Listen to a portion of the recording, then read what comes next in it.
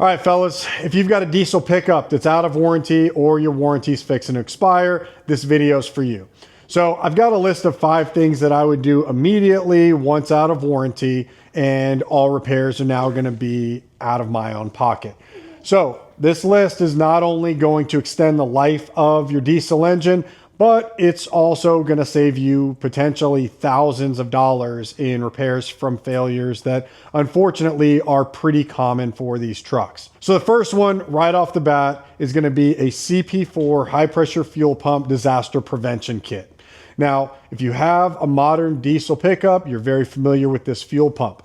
The issue with this fuel pump is more so an issue of fuel in the United States. So the diesel here in the United States is very low lubricity, and that causes issues with the high pressure fuel pump. Essentially what happens is it ends up grenading, sending metal pieces all throughout the fuel system because it is a return style system. You're going to get metal pieces in your tank, your lines, your rails, your injectors, and ultimately that's going to lead to needing an entire fuel system replacement. Now, the way that you can get out ahead of this, first off, you need to be adding a diesel additive. I use Arch Oil that's going to add lubricity to your fuel every single tank. But to make sure that you're not one of the 1 in 7 CP4 fuel pumps in the United States are going to fail, causing a complete fuel system replacement, you can install a CP4 Disaster Prevention Kit, which in essence adds an inline fuel filter from the pump to the return line.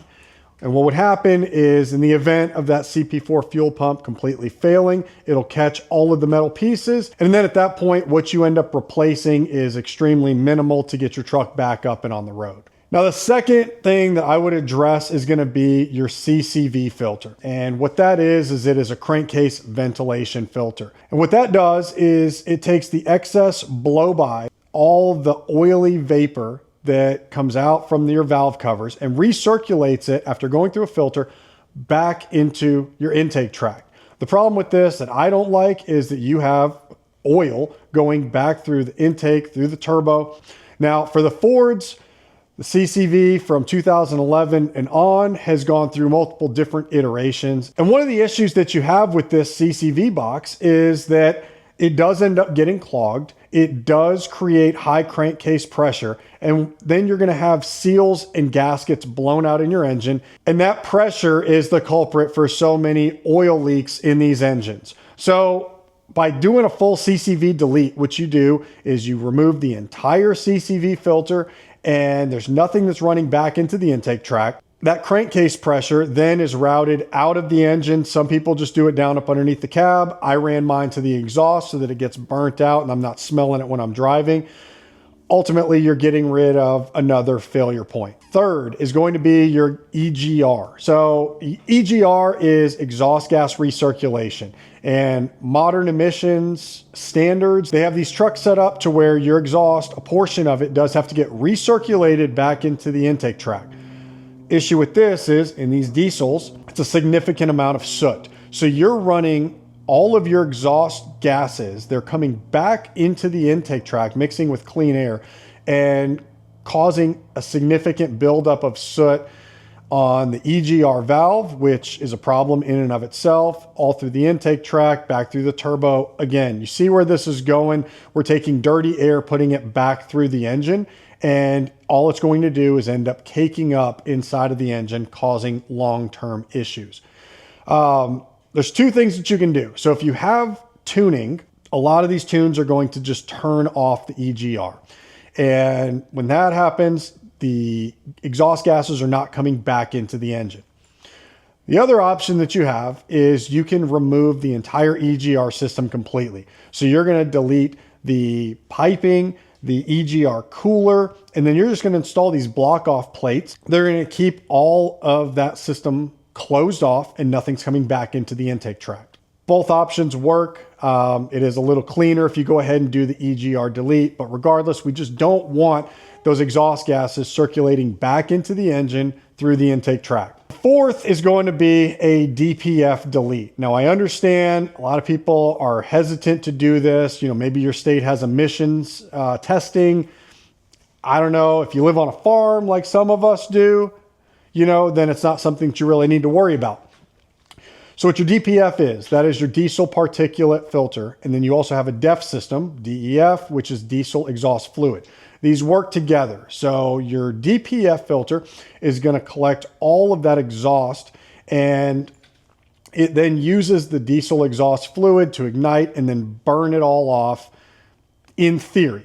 The problem is this DPF filter ultimately gets clogged. No matter how many regens your truck does, it will end up being completely clogged, requiring a replacement. You go buy a new DPF filter. These are $3,000–$4,000 plus install. You remove this system entirely and you are going to have a much happier engine. It's going to breathe a lot better. It's going to run cooler, and you're not going to be dealing with the regens that kill your fuel economy, kill your power. So then by deleting the DPF and the DEF fluid system, you have a free-flowing exhaust. You're not dealing with any of the fluids anymore. You're not going into regen mode. Also, a lot of you may have dealt with going into limp mode because maybe you didn't fill up your DEF fluid in time and you're on a trip and you get that little warning that tells you reduced engine power because you don't have the DEF fluid to run a regen to clean out that DPF filter. So if that is within the scope of something that you're willing to do based off where you live and how you use your pickup, I highly recommend it. I have how-to videos on how to do this. I'll link that up here or here, whatever. That's going to give you a step-by-step on how to go about removing that DPF system on your pickup. Now, to round this all out, tuning is going to be extremely important for most all of these. You can get away with doing the CP4 Disaster Prevention Kit without tuning. That's not going to change anything. You also can do your CCV, Reroute, or Delete without tuning. But to turn off the EGR, to block off the EGR, or going and deleting your DPF system, you are going to need engine tuning. So I use LYNK, very, very simple. I'll also put a video up. I have a how-to on how you can go about using an LYNK yourself. What the LYNK is going to do is that's going to give you ECM, which is your engine control module, and TCM, which is your transmission control module tuning. So with the ECM, you're going to get different power settings from adding 0 horsepower all the way up to 200. Pick what you want. I have almost exclusively ran the 100 horsepower tune. It's a nice balance of more power, better fuel economy, and just much better curves for my horsepower and torque, particularly when towing. Mixed with that, you're also going to get your TCM tuning. So being able to have firmer shifts, adjusted shift points, better line pressure, there's second gear locks. There's a lot of things that are in these tunes that you're not going to get from the factory that are going to have your truck running better all around as a whole. Now, the reason that you have to have tuning if you're doing any of the emissions delete is that the computer needs to know that it's not running regens for the DPF. It needs to know that that EGR valve is either gone or needs to be closed because, like I said, with the tuning, you can just turn the EGR off, but ultimately, if you decide to remove it,